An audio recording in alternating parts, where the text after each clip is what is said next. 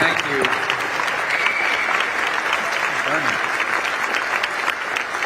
Bernie Moreno, how's the Senate? Thank you guys for having me. It's an honor. I want to thank Chris for the introduction. Did you get my office? Yeah. He just said, the one I used to have, the one in Russell? Yeah. Did you find any cash or gold bars? No.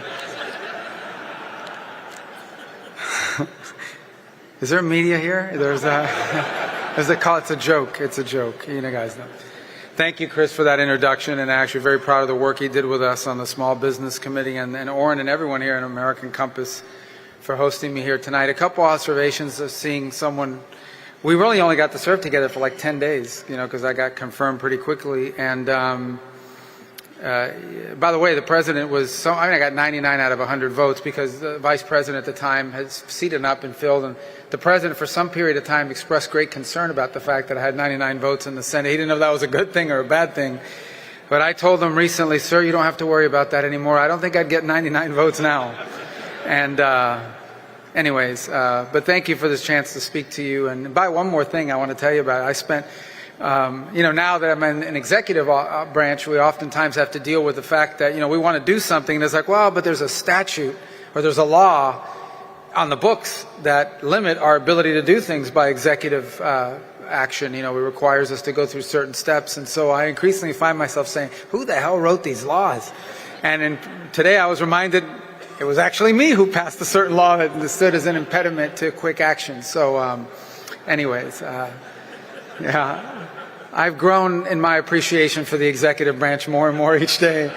And but that's also, yeah, the media is going to say, oh, he's for an authoritarian form of government. No, I just, you know, some of these laws I passed are getting in the way of my current life. So we have to work through it. We will. But thank you guys for this chance and the work that you've done. And I know that obviously you're going to spend a lot of time focused on domestic decisions, but I want to hopefully pitch you a little bit tonight about what I've learned and what I already believe coming into this job, that so much about what happens domestically, economically, is increasingly intertwined in geopolitics.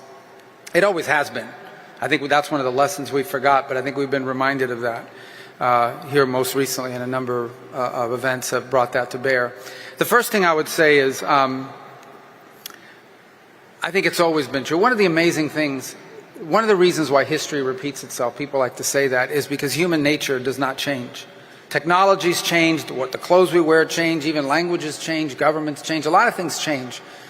But the one thing that is unchanged is human nature. It's the same today as it was 5,000 years ago, and that's one of the reasons why history often repeats itself.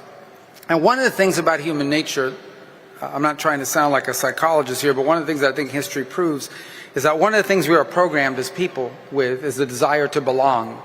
In fact, if you notice, if you put humans anywhere, a handful of people anywhere, one of the first things they start doing is trying to create things that they can join or be a part of. And that's true for nationhood and nation states. The concept of nationhood. Now, it's a new concept. I mean, before that but we had something, you know, we always had organizations, whether it was city states or tribal organizations, but the advent of the nation state is a normal evolution of human behavior because people think it's important to belong to something. And being part of a nation is important. And I think that's really true, obviously, increasingly in how geopolitical decisions are made. I think that's obvious and people understand that, but it's one of the things that we forgot. And we certainly forgot it at the end of the Cold War. If I can take you back to the end of the Cold War, and understand, for me these are formative years because I grew up in the 80s, probably the greatest decade ever, confirmed by the, yeah. You know why I know this? Because my kids, I have well, I say young, they're like 24, 22, 20, just turned 20, and one who's 17. All they do is watch reruns from the 80s and 90s. They don't make good TV anymore. Everybody wants to watch stuff from the 80s and 90s. So that's just my pitch. The 70s were a dark period of time because of disco music. But in the 80s, we got a disco fan back there.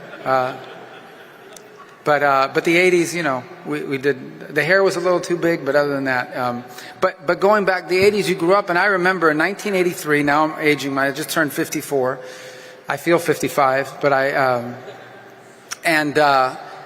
must be 1983. Do you guys remember a movie called oh gosh, what was it? It was about nuclear war. Do you remember this? It was No, War Games. That was a great movie. I'm talking about when I was on TV that scared the hell out of me. There was The Day After. Do you remember that movie, The Day After? This was traumatizing, and they had this thing on television. But basically grew up understanding that the world at any moment could end because the United States and the Soviet Union were headed for conflict and war, and that, maybe we wouldn't even make it to 25 and things of this nature.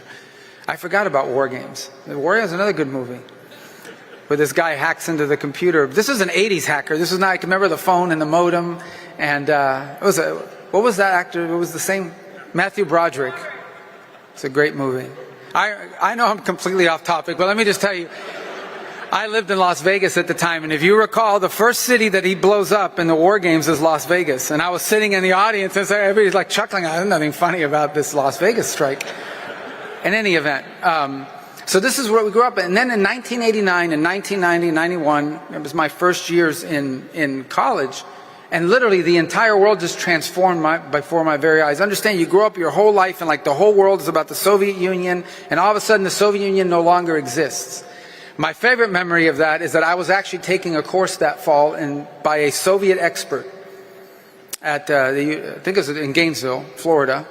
And this poor guy's entire career came crumbling down over a 3-month period as the Soviet Union collapsed. It's like all these years of work, you have a PhD in Soviet studies, and now the Soviet doesn't exist anymore. So I don't know what he did after that. I need to check up on that guy. But anyways, the point is the whole world transformed. And there was this effusive exuberance, the belief that the Cold War is over, we won, and now the entire world is going to become just like us. Free enterprise democracies. This is a very idealistic thing to believe. But here's the other conclusion they made. And that is that nationhood no longer mattered when it came to economics. That right now the world would no longer have borders. It wouldn't matter where things were made. What mattered is they were made in the most efficient place. And it became mantra. And look, I think it became part of Republican orthodoxy for a very long time. An orthodoxy that I came up in, which was, it's okay if productive capacity moves to another country. Because what that will do is it will free up our workers to do work that's even more productive and pays them more. It was the famous or the infamous idea that who cares that you lost your job at a factory, you're going to learn how to code. And then you're going to make a lot more money doing that. Well, it was completely unrealistic, number one, and became incredibly disruptive that that decision was made. But here's the other implication of it. It robbed the nation of its industrial capacity, of its ability to make things. And its industrial capacity and its ability to make things has two ramifications. The first is it hurts your economy. It hurts your country. It robs people of jobs, and the transition is not nearly as easy, but it also ends up becoming corrosive and destructive to communities. And as a result, we had a Rust Belt. We had places that were gutted. And we had families that for generations had worked in a certain field or for a certain company, and all of a sudden that company or that field vanished because it moved somewhere else where it was cheaper to do, and those jobs were gone, and obviously became incredibly destructive, not just for the United States, by the way, but for many nations in the industrialized West. But the other thing it robbed us of is the ability to make things, which is a national security impairment, and a very significant one. If you go back to the World War II, the admiral who had been tasked with planning Pearl Harbor thought it was a really bad idea. He went through and obviously followed orders, but he thought it was a very bad idea because he had spent a substantial amount of time studying in the United States when he was younger. And his conclusion was that attacking the United States was a bad idea because even though at the time militarily we were behind the Japanese, certainly technologically and otherwise, we had factories and we had access to raw material and resources. And he knew that over time, once those factories and those raw materials were put to the war machine, the Japanese would not be able to keep up. And you could very well argue that the end of World War II, that the victory in World War II, both in Europe and especially in Asia, was the result of America's industrial capacity. When the Japanese lost the plane, they lost the plane.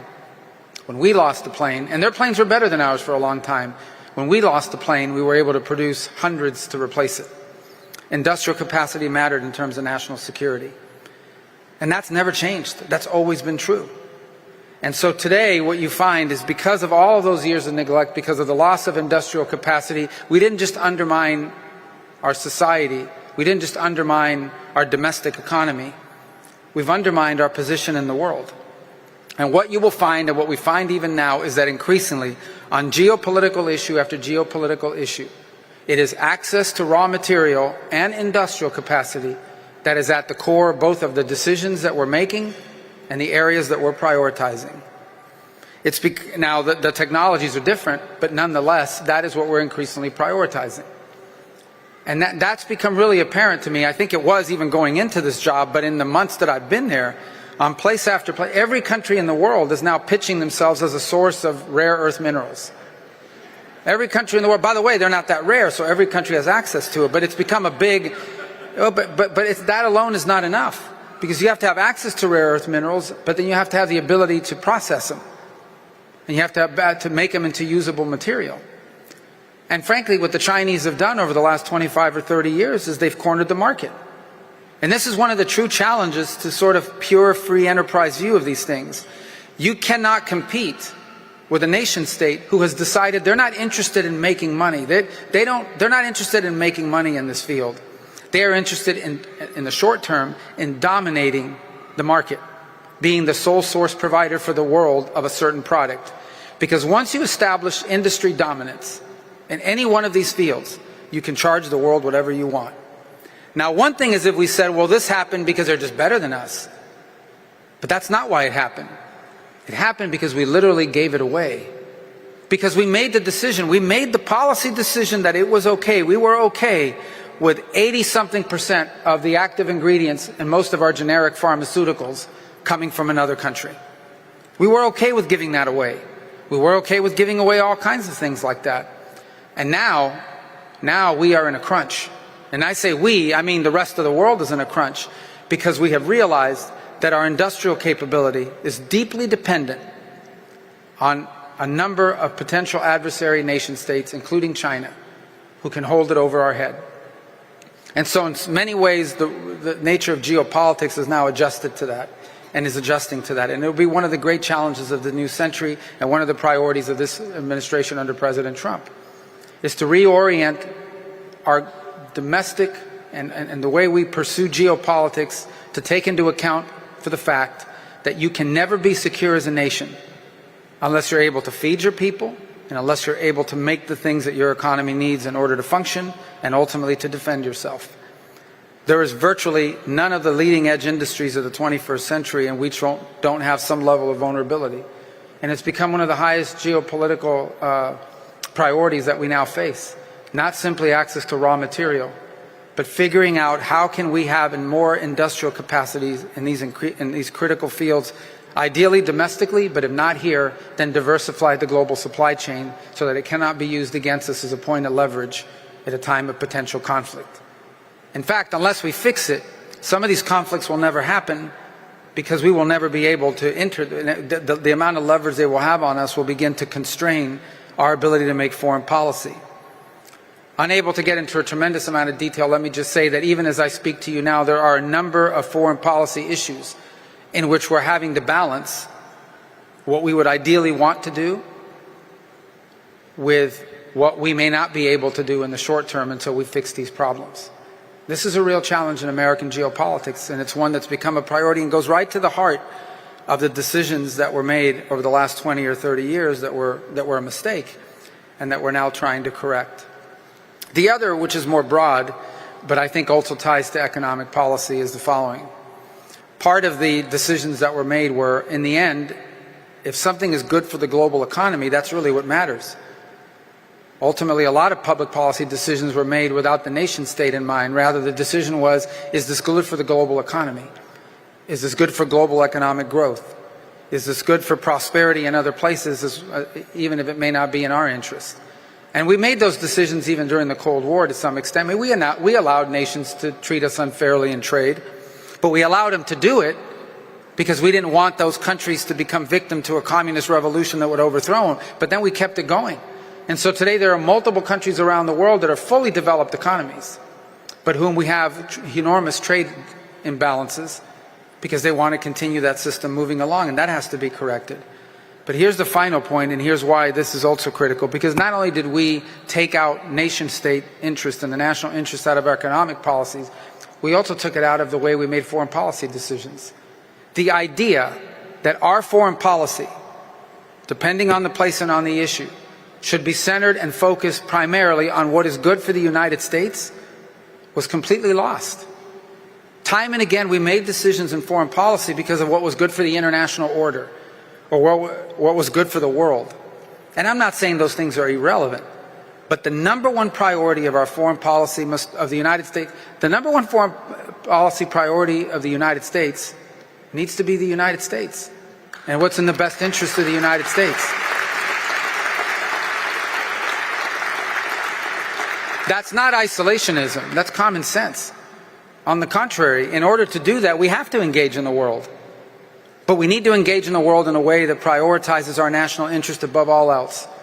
And the reason why we do that goes back to my point at the outset of this with human nature. And that is that that's what other countries do all the time.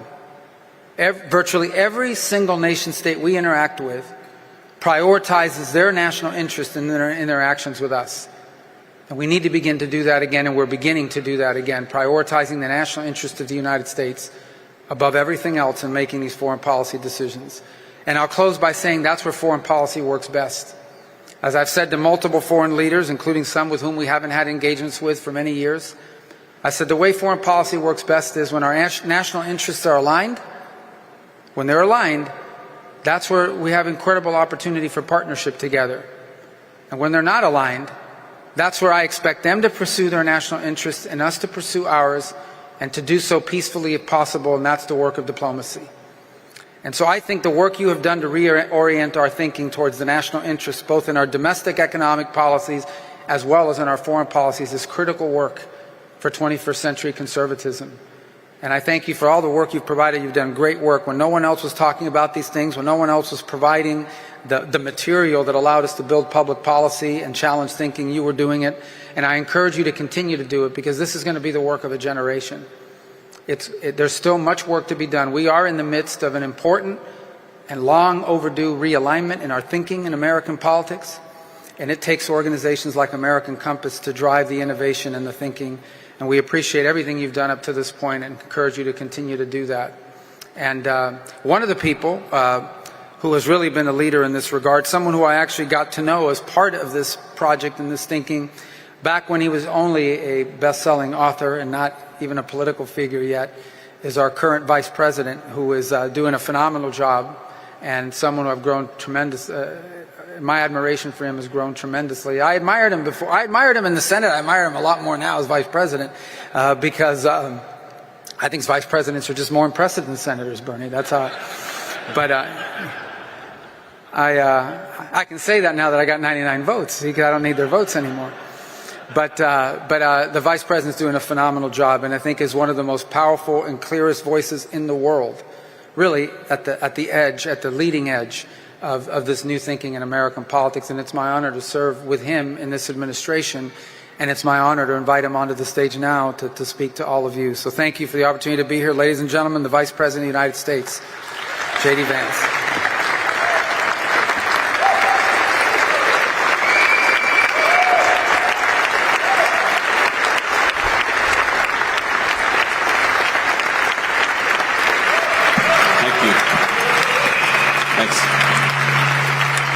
Thank you, guys. Thank you. You sit here? Yeah. Great. Great to see you all. I think the last time I was in here was the night before the inauguration. We had a dinner in here, and it was so tightly packed that you actually couldn't get up to go to the bathroom or request an additional glass of water. That's how tightly packed we were in here. And you guys are doing pretty good, actually. Maybe not that tight, but comfortable. But you're doing good. Tastefully packed. That's well, happy medium. Before you say whatever introductory thing you were going to say, I'm sure Orrin has a spiel. Orrin always has a spiel, but I just want to say thanks to Secretary Rubio for the very kind words of introduction. So, Marco, I was very fond of him as a Senate colleague, but you learn a lot about somebody when you see them actually operate behind the scenes. And Marco is, if anything, more impressive privately than he is publicly, which is very hard to do. But he's very thoughtful. He actually listens, which is a rare skill in politics. We're very good at talking. Us politicians, we're not so good often at listening. He's just a very, very important part of what the president and I are trying to do. And so thrilled to have him here. And as you know, I think one of the first times I ever met, maybe the first time I ever met Marco, was in a conference room in his Senate office with Mike Needham and Orrin Cass talking about some of the very things we're talking about here tonight and some of the very things American Compass is focusing on. So it's kind of amazing to see it come full circle to where we are today. Well, that's a perfect segue into my spiel, so Great. Thank you. I had a few different spiels we could start with, but this is a good one. We are thrilled to have you here. I am thrilled to have this opportunity to talk with you, and so grateful that the work you're doing, and in a sense so in awe of it, because there are politicians out there who they've just been politicians. But you are someone who was an intellectual first. Some people don't like the word intellectual, but I mean it in the good sense of the term. You were writing for National Review. You were at the bar late at night arguing about and helping shape these ideas that you are now. I come here for free and you insult me and you call me an intellectual. Remind me that I wrote for National Review. What an asshole this guy is. That's fair. I will admit that I too wrote for National Review. But as I said in my introductory remarks earlier, I have no higher compliment than this guy likes to argue. So that is, it's a wonderful thing, and I think it really distinguishes you as someone who not just cares about and believes in these ideas, but has formed them. Sure. And so, I wanted to ask you a little bit about some of the substance of what's going on in a few of these topics, but also ask you a little bit about sort of how your thinking has gotten here and how being in the role you're in now affects that, and what people who are not in that role need to understand to do it well. And so let's start here on the substance, though, because obviously trade is in the news from time to time. Trade is, and I think you've articulated this well, trade is one element of what is a much broader project. Sure. About reshoring, reindustrialization. I want to ask you, how do you define that project? What is the broader goal that the trade agenda is part of, and where do you see it ultimately going if it's going to be successful? Yeah, so first of all, congrats. I see here on the screen, this is the 5-year anniversary of American Compass. You guys have accomplished a lot in 5 years, and I'm going to echo what Secretary Rubio said. Keep doing it, because it really has influenced my thinking. It's influenced the thinking of multiple people within the administration.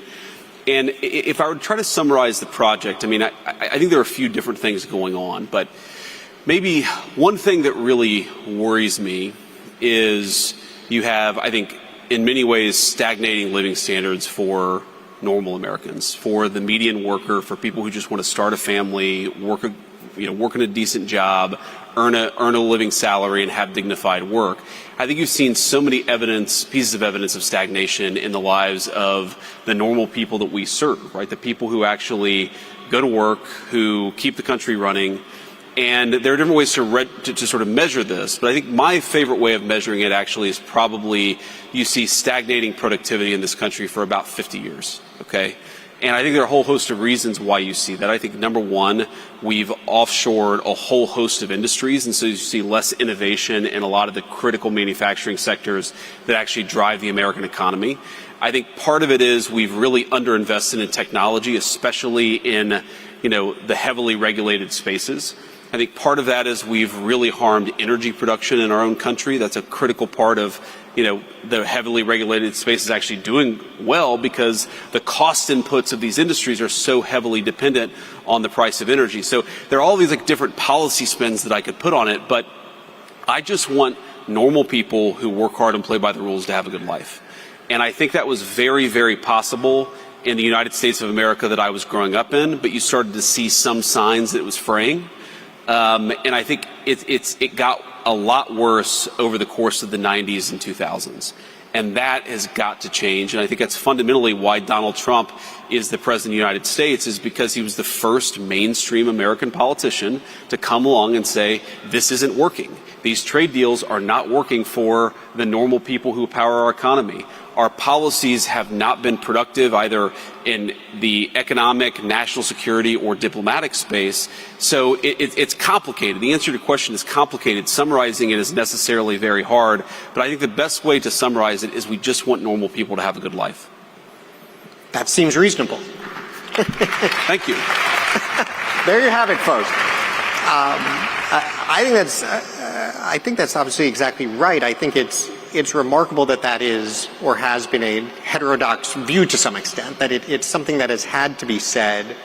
Especially after your book came out, as you had a chance to talk with a lot of folks in a lot of different contexts, then as you moved into running as a politician yourself, you had a chance to speak both with the normal people for whom this was not working, and for a lot of people who either thought it was working or didn't care. Sure. My own sense is there's actually more thought it was working than didn't care. That for most of them, they're not bad people so much as oblivious.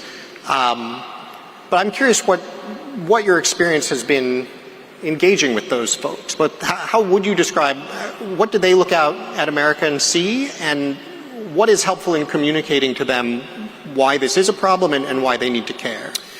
Yeah, so let me give you kind of an elite answer to that question, and let me give you just a sort of normal political answer to the question. So the elite answer to the question, I remember, Warren, talking to you about starting American Compass 5 years ago. And I think one of the things that we talked about, I don't know if you remember this, but, what is the audience of donors, because these things cost money, funding fellowships and smart people to write papers and think about this stuff like that costs resources. Like, what is the universe of donors who would actually support something like this? And I think my takeaway of the last 5 years is actually quite a bit. And I think there's an assumption among, whether you call it populists or whether you call it, sort of trade hawks or like whatever label you want to put on it, there's this assumption that donors are fundamentally misaligned. And I actually think donors are much more pragmatic, and they see this stuff not necessarily because, they're reading like a paper that Bob Lighthizer published 15 or 20 years ago. And I know Bob's in the audience and I love Bob. But because like they do business in China, and they know how hard it is to actually get a fair deal for their companies, or, they've seen some of the ways in which, I met with an industry leader today who was talking about all of the ways in which transshipping through non-Chinese Asian economies is destroying his very successful manufacturing business. And he's not worried about it for himself because his business is so successful, but he's worried about it for his industry writ large because some of his competitors are going to have their businesses destroyed. He doesn't want that. So there's a bit there. I think one thing to take away is that people are much less ideological and much more pragmatic than I think that a lot of the intellectuals give them credit for. So that's one thing I take away. I think the other thing that I take away from it is the American people are much more aligned with our way of thinking about things than people realize. And I think the misalignment between the normal American and the talking heads in Washington is still so profound. And I'll give you an example of this. One of the very first truly political speeches I gave when I was thinking about running for Senate in Ohio back in 2021, I spoke to this group in Butler County, Ohio. It's actually the county that I was born and raised in southwestern Ohio. And I was talking about how, big tech was a major problem. Censorship of viewpoints was a major problem, and we needed to get serious about antitrust, and we need to get serious about actually treating these companies as the monopolists that they were. And a person came up to me afterwards and they said, "Oh, I really liked what you said, but I didn't agree with what you said on big tech." And I sort of assumed that I was about to, sort of hear a kind of libertarian argument from the pages of the National Review. And what the guy said is, "I don't think that we should break these companies up. I think we should throw all of their executives in prison." And I was like, "Oh." And it sort of dawned on me, the American people, they see these problems. They're not hyper ideological. They're not reading conservative intellectual periodicals because they have day jobs and families to take care of, but they're much, much wiser about these things than intellectuals give them credit for. And I take a lot of inspiration for that, but I also take a lot of willingness to kind of test the outer limits, because most of our fellow Americans, they're not nearly as dumb as Washington, D.C. assumes that they are. They're actually very smart and they're very wise. Yeah. funny. I was speaking to the American Iron and Steel Institute this morning about the idea that making things matters. And I was sharing a similar story because we've done survey research on, okay, do you think manufacturing matters or not? Yeah. Overwhelmingly, people say yes. Yes. Sure. But we actually asked them why. We gave them a bunch of options. Is this about, family and community and good jobs? Is this about national security? Is this about sort of dynamism and investment and economic growth? I sort of figured it would be like, it's about jobs, maybe security. And Americans actually picked dynamism and growth as by a significant margin. That was their top reason they cared. And that was across political groups. That was across classes, less educated, more educated, high income, low income. And exactly to your point, I think it's just something we don't give people enough credit for. I mean, not only are they quite wise in this respect, they are so much wiser than the economists who got this exactly wrong for so long. I was struck by the speech that you gave at the American Dynamism Conference, which I think touched on a lot of this, because you focused on what is on one hand a real challenge in the new conservative coalition, where on one hand you have the working class, you have labor, on the other hand you have technologists, folks who are very focused on innovation. And I think you made what is such a critical point, which is that these are not necessarily in conflict. Ultimately, success is defined by the extent to which we synthesize these things. Yes. I think conceptually, in my mind, that's absolutely right. In practice, that can still be hard. I think there are a lot of places where you still see these collisions. Where do you see the biggest opportunity to actually bring these folks together, to actually build on that idea and show that, no, in fact, you do have the same interests. There is a real opportunity to move forward here. Well, I think that it's interesting you mentioned the American Dynamism speech, because I do think that's actually where the synthesis is, right? That if you believe in growth and you believe that, to have any opportunity to make people's lives better, you actually need sustained GDP growth, then you actually need to have the kind of industries that can support broad-based technological innovation. And so I think that really is the combination. Like, why do I care so much about manufacturing? Why do I care so much about the kind of educational institutions we have to support those industries? It's because, yes, I care about workers and I care about their wages, but I do very much care about innovation, and I don't think you can have one without the other, right? So the classic way of talking about this is to say, well, if you open up an iPhone and you look at the box, it will say designed in Cupertino, California, right? And of course the implication is that it's manufactured in Shenzhen. In reality, it's not necessarily even designed in Cupertino, California anymore. It's increasingly designed in the place that's manufacturing it. This idea that we can separate the making of things from the innovating of things is, I think, totally farcical. You see this in pharmaceuticals in particular, where I think the countries that are really good at manufacturing pharmaceuticals, especially like the next-gen biologics and large molecule pharmaceuticals, those guys are increasingly really, really good at innovating in pharmaceuticals too. And, one way this has come up in our work in the White House, and I won't get into sort of too many of the hairy details, but, we've been thinking about how to solve a particular problem, meaning a particular kind of product that right now we have access to, but we're starting to ask ourselves these questions about, like, well, what happens if the country that we're trading with completely cut off access to this stuff? And so we're thinking a lot about the supply chain, about how brittle our supply chains are. And by the way, one thing that is shocking about the prior government, about the government we inherited the White House from, is if I, on January the 21st, in fact, I did ask this question, where are the biggest deficiencies in our supply chains? What are the 100 products that we're completely reliant on some other entity to make for us? Where are they made, and how hard would it be to onshore that manufacturing? I asked that explicit question, and the answer was, we don't know.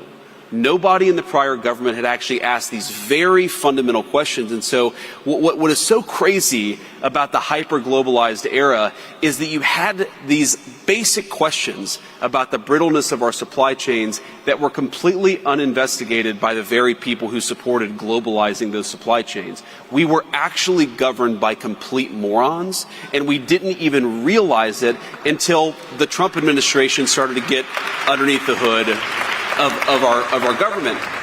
But to take it back to sort of the point that I was trying to make. Okay, if you want to onshore this one piece of the supply chain, what kind of talent would you need in the labor force to make that possible? And I started talking to, venture capitalists and technologists and people who run sort of industries in this space. And what kept on coming back is, okay, yes, there's a tariff question, there's a revenue guarantee question, there's a capital question. How do you actually form the capital? How do you get the capital goods necessary to make the stuff that you're going to have to make? But the thing that everybody kept on coming back to is we don't even have the people who are skilled in this particular trade anymore because we've so offshored it. And, you realize the point about trade policy, all of this stuff is connected, but when you atrophy critical skills in the economy, it's not easy just to flip that switch back on. And I think that was the way in which the advocates of globalization were the most wrong, is they allowed the best skilled trades workforce in the history of the world to become a little bit atrophied. And I think we're still very good. Like, we actually have a pretty strong foundation from which to build, but we're actually not as good as we were 30 years ago. And the basic question of skilled craftsmen who are able to do a whole host of different things very rapidly. That's one of the things that we have to fix in order for us to accomplish the things that we need to accomplish. The president's very focused on that, but it drives home, how much of a national emergency we're in, that we've lost critical skills, and we weren't even aware that we had lost those skills until a few months ago. Yeah. And of course, the part that drives me nuts about it is the same people who said it does not matter where things get made. Yes. It does not matter if all this goes overseas.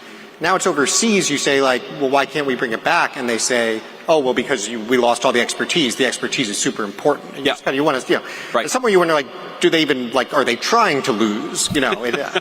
It's rough. I think it's very hard for them to realize that the sum of their work, and a lot of these people are good people, a lot of them are well-intentioned, it's very hard, and I saw this in the United States Senate, to look back on a 30, 40, or 50-year career and say, the very thing that I tried to do, I accomplished the opposite. Right? It takes a special person to be able to actually change and pivot and accept new information. And unfortunately, we just don't have a lot of those people in the leadership class of the country. The way in which this is most absurd is the people who are most pro-globalization, the people who are most indifferent to whether a given part of the supply chain existed here or China or Russia or somewhere else, those are very often the same people who want us to fight wars all over the world with munitions that are increasingly made by the very people that we offshored our supply chains to.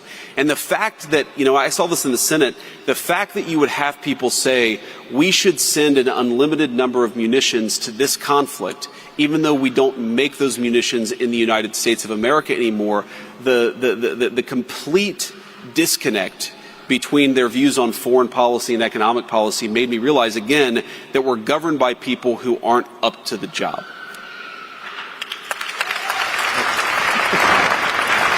Until 4 months ago, when the American people actually gave the country a government it deserved. And obviously we're very early days, but I think that we've done more in 4 months to solve these problems. But this is not a 5, a 10, or this is a 20-year project to actually get America back to common sense economic policy. Well, thank you. That was a real downer for a moment. I appreciate you brought the mood back up. This is very helpful. Let's talk about the workforce piece and education, because you mentioned education system, which at this point, interestingly, means almost two different things. Yes. There's what is going on with universities, and there's what is going on with how we would actually train people in these kinds of skills that we need, that would be good jobs. I guess it's a two-part question. On the university side, do you see what's going on there as mostly sort of just a sideshow minimizes it? It's incredibly important, but it is unrelated to the question of how we actually reskill correctly? Or do you think these two things fit together somehow, that we need to get the universities more engaged in this process and also have other ways to do it?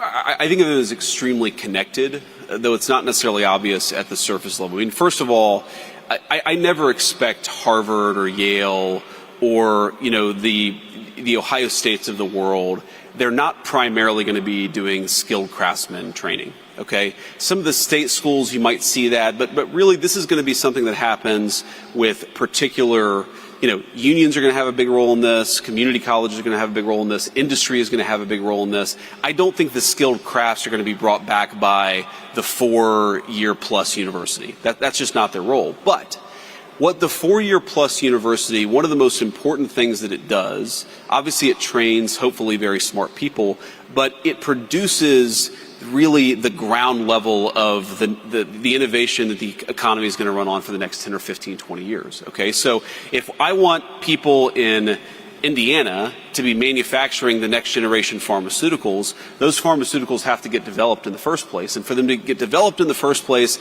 I need places like Harvard to be doing really groundbreaking biomedical research. What I don't need out of Harvard is for the science to be so broken that 80% of the biology papers produced don't actually replicate. And that reproducibility crisis is one of the main reasons why I think universities are broken. What I really don't need to happen is I can't let Harvard have such an explicitly racist and in violation of the Civil Rights Act approach to how it funds and trains scientists that the best and the brightest are being cut out of that process altogether. So these things are very much connected, but I mean, look, I am not anti-university. I'm not anti-Harvard. What I am is a person who recognizes what should be obvious to every single person at every elite university in the country, which is the model is broken, it doesn't work, and they're violating the social contract they have with the people of the country, and the people are now saying, we need you to change. And these institutions are really going to be confronted, and thanks to President Trump, have already been confronted with a choice. You can accept democratic accountability and you can reform, or you can accept that the government is not going to treat you kindly, we're not going to fund your garbage, and we're not going to support you unless you do the job the American people need you to do.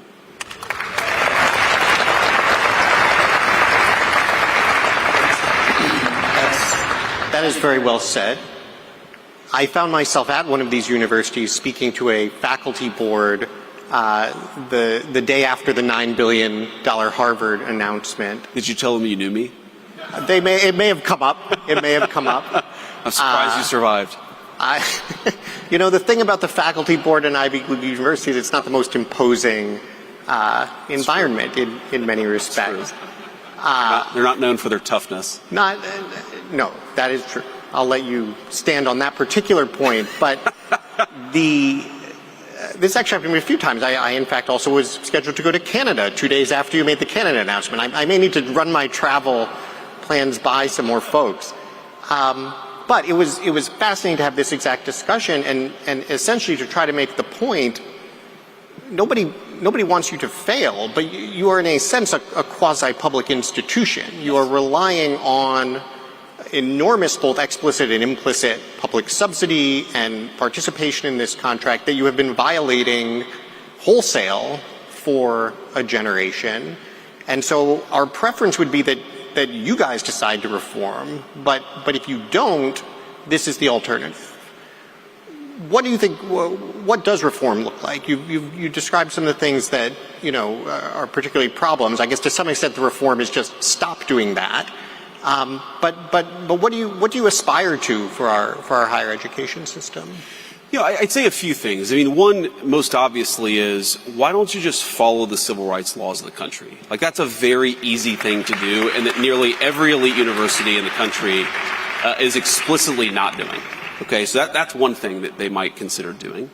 I think the second thing is they've got to be willing, and I have a friend of mine who's a geneticist, very bright, very bright young scientist.